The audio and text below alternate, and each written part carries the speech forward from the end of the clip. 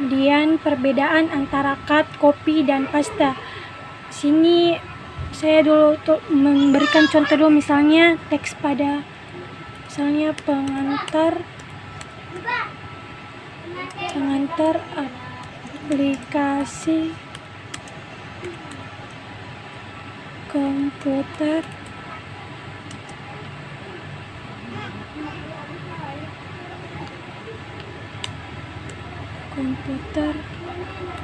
dasar.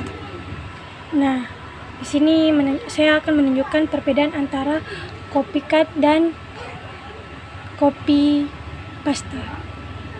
Kita blok dulu, klik cut. Cut untuk menghapus teks pada komputer atau laptop. Terus kita klik paste untuk memunculkan kembali yang telah kita cut. Lalu kita blok lagi.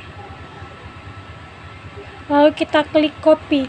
Copy untuk menyalin pada teks. Lalu kita klik copy. Lalu kita klik paste untuk menempelkan kalimat copy.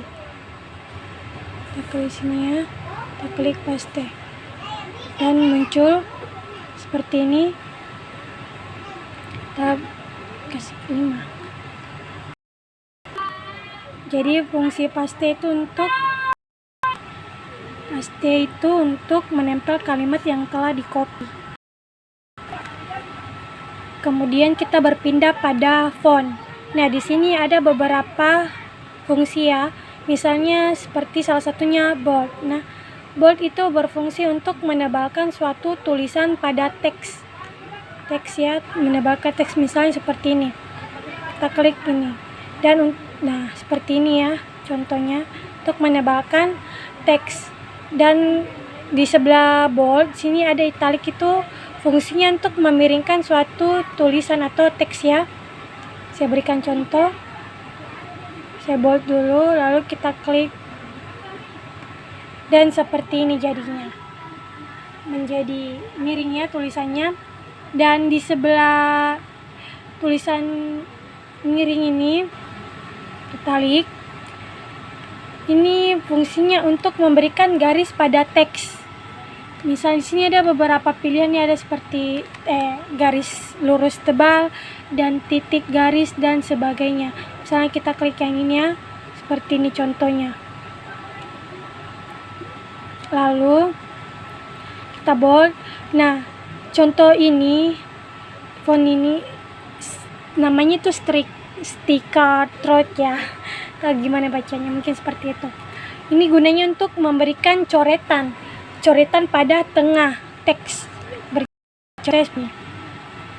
Dan ini contohnya kelihatan seperti ini garisnya ya. Lalu kemudian kita bold.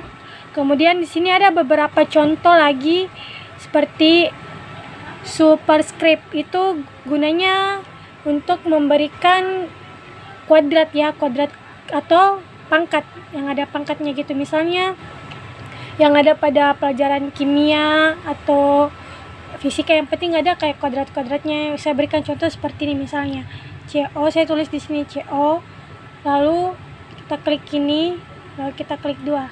Nah, seperti ini. CO2 ya. Lalu kemudian ada beberapa contoh lagi di sini, misalnya ini untuk di sebelah bawah ya, duanya. Ini sebelah atas, sedangkan yang ini sebelah bawah. Dan di sini ada beberapa lagi contoh seperti ini. Warna teks ever. Kita beri contoh dulu. Ini untuk memberikan warna pada teks ya. Di sini ada beberapa warna. Oke. Seperti ini, misalnya ungu gitu, seperti ini kelihatannya. Oke.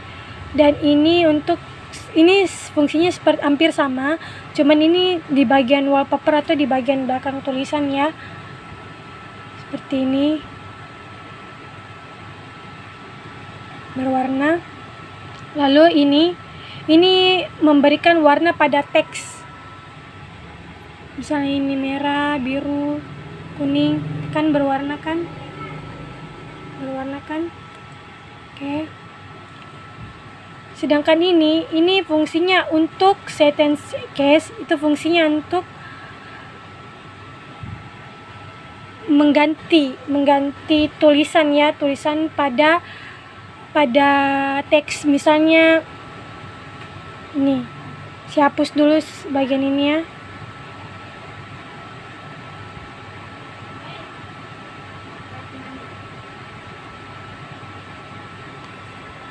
Seperti ini normalnya ya. Kita gunakan ini. Kalau sentence case itu untuk memberikan tanda kapital pada awal teks ya. Misalnya saya pencet ini seperti P ini huruf kapital awalnya ya. Lalu kita coba lower case itu kecil pada semua teks. Kalau upper case itu memberikan tanda kapital, semua tanda kapital pada teks. Seperti ini misalnya. Seperti ini ya, dan lalu kita blok lagi. Kita blok, lalu kita pencet bagian kapitalis S word. Ini kapitalis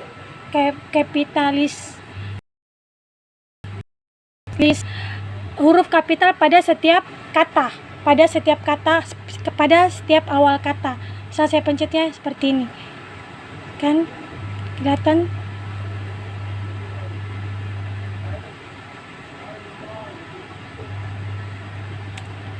Seperti ini ya guys.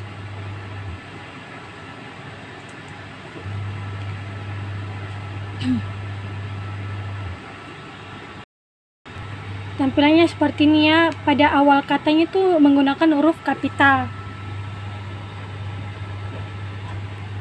Lalu kita blok. Lalu kita, kalau toggle case itu campur antara huruf kapital dan huruf kecil ya. Seperti ini misalnya. Pengantar aplikasi komputer dasar, seperti ini ya. Cukup menurut saya. Lalu kalau ini untuk menghapus semua, yang menghapus beberapa bagian ya, menghapus teks kalau kita sudah menggantinya.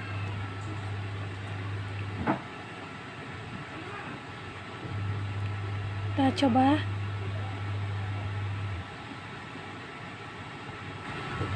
Ini ya, kira-kira ini memberikan seperti ini. Kemudian bagian Calibri itu untuk mengganti bentuk teks, ganti tulisan teks. Misalnya saya klik Times New Roman, seperti ini bentukannya ya. Berbeda kan seperti awal. Setelah itu kita pilih font size. Nah, font size itu berfungsi untuk membesarkan atau mengecilkan huruf, mengecilkan teks ya. Ukuran pada teks misalnya 20, seperti ini. Oke. Kemudian kita masuk bagian paragraf. Nah, di bagian paragraf itu ada beberapa fungsi juga ya. Sini misalnya ini untuk memberikan tulisan menjadi sebelah kiri semua ya. Kalau ini untuk membuat tulisan menjadi di tengah, seperti ini, tengah ya. Kita kasih kembali, kita coba. Kalau ini gunanya untuk supaya tulisan ada di sebelah kanan, seperti ini contohnya ya, sebelah kanan. Kalau ini membuat tulisan menjadi rata atau menjadi sama. Terus itu kalau ini library, sedangkan ini digunakan biasanya untuk memberikan tanda ya. Kita blok dulu. Kita kasih contoh satu ya. Ini. Lalu kita klik ini. Misalnya define the bullet, kita klik simbol. Sini ada beberapa jenis ya yang mau kita gunakan. Di sini saya ingin menggunakan misalnya gambar telepon ya. Kita klik OK. Tada, ada guys gambar teleponnya. Terus bagian ini contohnya seperti ini ya, untuk memberikan kayak ada beberapa paragraf gitu untuk menulis huruf atau mungkin huruf Romawi atau angka ya. Jadi kita nggak perlu susah-susah lagi menulis salah satu, ini sudah ada, kita nggak perlu lagi nulis secara manual karena sudah ada beberapa contoh. Ini coba lagi yang ini, kita buat dulu misalnya yang ini ya, coba yang ini. Nih, seperti ini contohnya guys, seperti ini ya. Ini lagi seperti itu.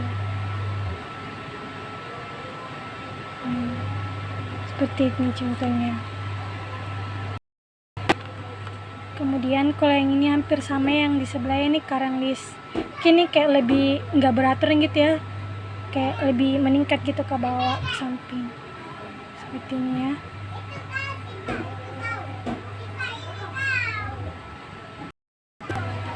Dan kalau misalnya ini untuk memberikan jarak teks seperti ini jaraknya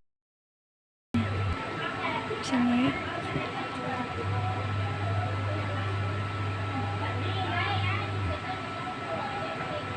Nah, kalau ini gunanya desres indent tuh menggeser ya suatu kalimat, suatu teks, suatu kalimat seperti ini misalnya.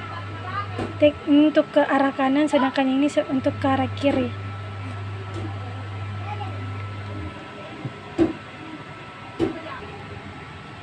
Oke, sekian penjelasan dari saya. Wassalamualaikum warahmatullahi wabarakatuh.